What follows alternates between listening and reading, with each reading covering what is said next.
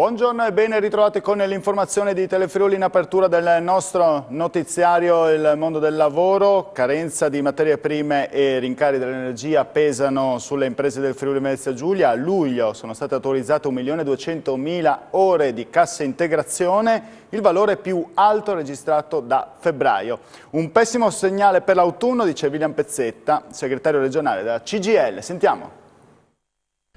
1.200.000 ore tra cassa integrazione e FIS nel solo mese di luglio.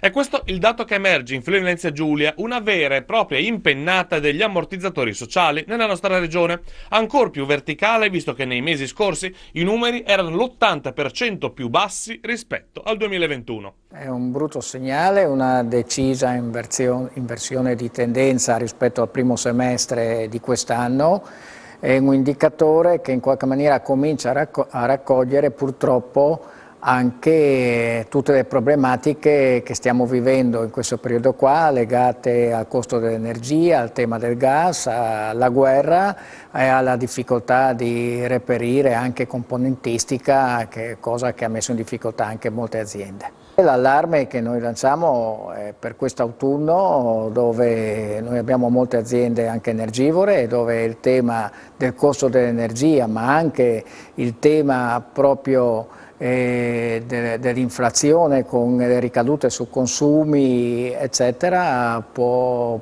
avere delle ricadute pesanti e il rischio è grosso. Ancora occupazione, FIM, FIOM e Wilm Trieste hanno depositato 2 giorni fa in tribunale a Trieste un esposto ex articolo 28 denunciando la multinazionale Wärtsilä per attività antisindacale relativamente a comportamenti avuti nel 2021 e nel 2022. È stato reso noto oggi dalle sigle sindacali di categoria l'obiettivo del sindacato di ottenere dal giudice un intervento sulle modalità di comportamento dell'azienda, dunque di bloccare la procedura di licenziamento e riavviare la trattativa. Voltiamo pagina, la cronaca, colpo nella notte alla pasticceria da Tato a Tata di Viale Venezia Udine, sfondata una vetrina, ignoti si sono intrufolati nel locale, si sono rifocillati e poi hanno rubato il fondo cassa. Oltre a danno pure la beffa, è difficile trovare in questo periodo un artigiano che possa ripristinare, infatti la vetrina è infranta e quindi mettere in sicurezza il locale servizio. Furto con spaccata alla pasticceria da Tato a Tata in Viale Venezia Udine. Nella notte ignoti hanno infranto la vetrata che collega la parte esterna con quella interna del locale. Una volta dentro, gli autori si sono prima rifocillati con pasticcini e bevande e successivamente hanno puntato al registratore di cassa dove all'interno c'erano circa 600 euro, l'incasso della giornata. I ladri hanno potuto agire indisturbati perché a causa del forte temporale in corso erano saltati allarme ed impianto di videosorveglianza.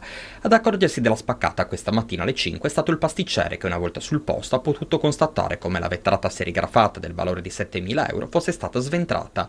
Ha quindi chiamato il titolare Marco Rampini e successivamente i carabinieri che stanno indagando sulla vicenda. Hanno mangiato, hanno bevuto, però si sono pensati bene di andare a aprire la cassa, ascoltare quello che era la giornata di ieri, perché chiudiamo alle 11 di sera, quindi il titolare, mio figlio, non c'era e quindi le ragazze lasciano in cassa quello che c'è. La mattina preleviamo e questo è, però quello che ci dispiace è il danno provocato perché non sappiamo come risolverlo in questo momento.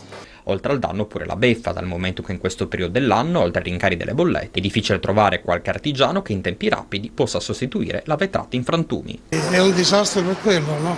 Si creerà problemi eccessivi perché non troviamo, sia anche la settimana prossima sono chiusi, quindi ci crea questi problemi. Ancora cronaca, furto da 12.000 euro in un'abitazione di Redenzicco di Sedegliano. Ignoti ieri mattina, dopo aver forzato il portone d'ingresso approfittando dell'assenza della padrona di casa, una donna di 79 anni, si sono introdotti nell'abitazione e dopo aver sforzato la cassaforte hanno rubato oro e soldi per un valore di 12.000 euro. Questa mattina, non contenti, gli stessi si sono ripresentati mentre la signora stava dormendo e hanno messo a soqquadro un'altra parte della casa. Indagano i carabinieri di Codroipo. E ora torniamo sul caso delle violenze subite da una bambina da parte del proprio patrigno tra le mura di casa a Pordenone, un episodio che ha fatto intervenire anche la Commissione regionale Pari Opportunità, che definisce il fatto di una gravità inaudita e sottolinea l'importanza di lavorare sempre più con le scuole sul tema. Sentiamo.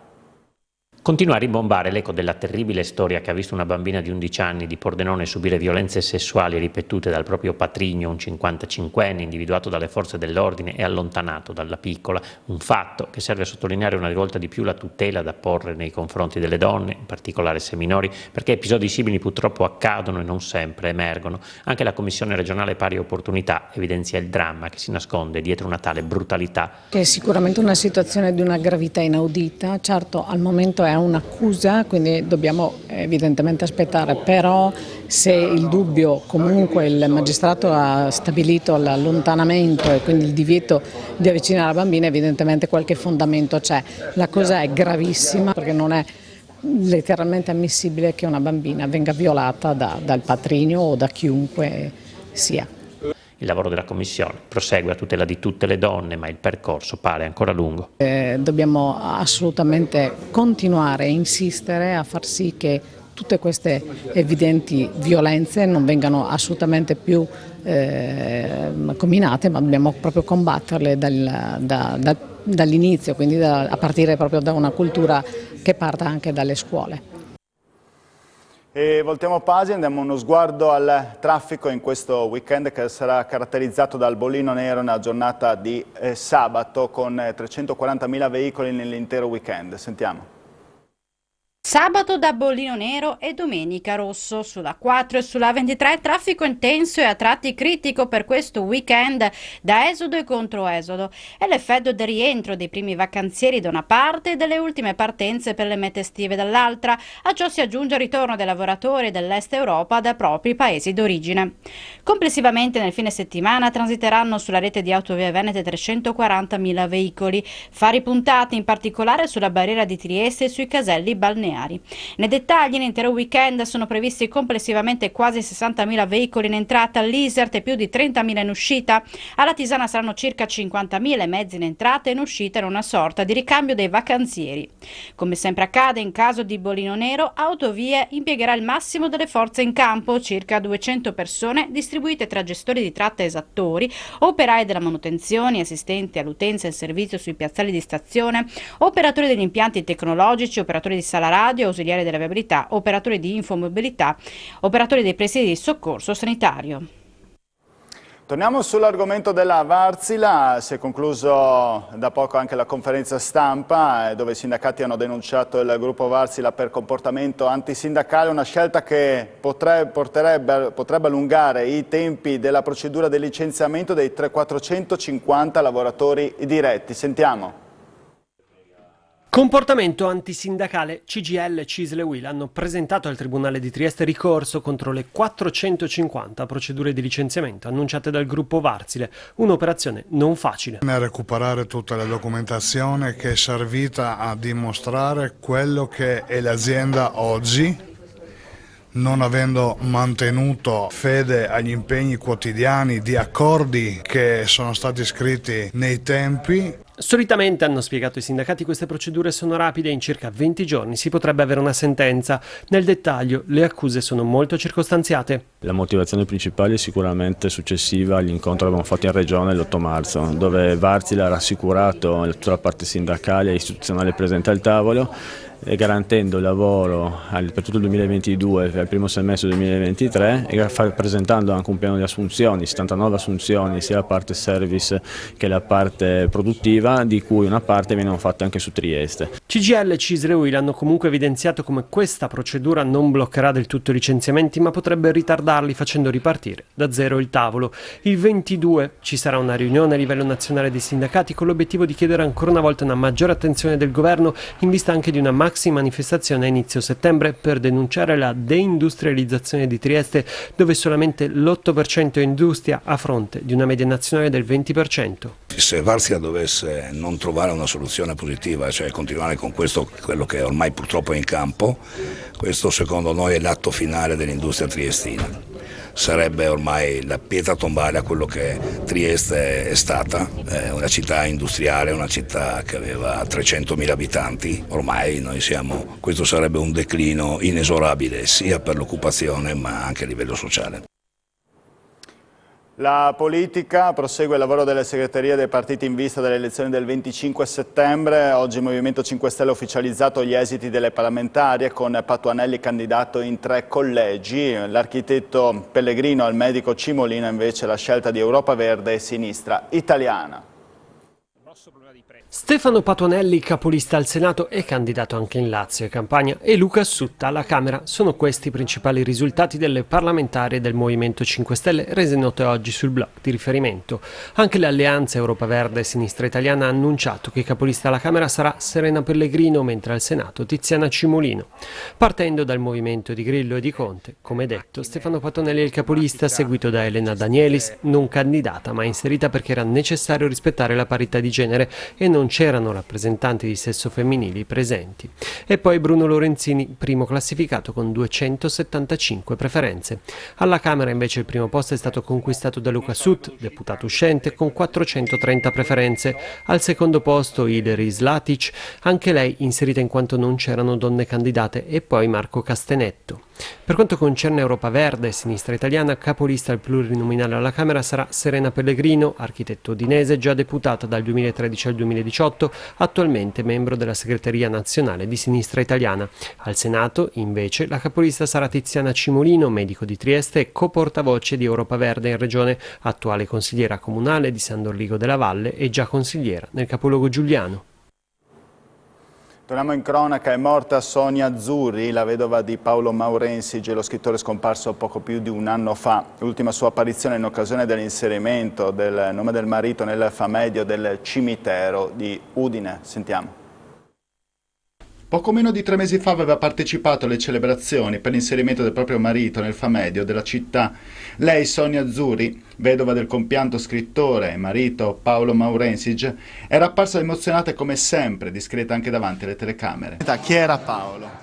Chi era Paolo? Vedi, mi mette imbarazzo, io non sono abituata alle interviste, era unico per me, beh, chiaro.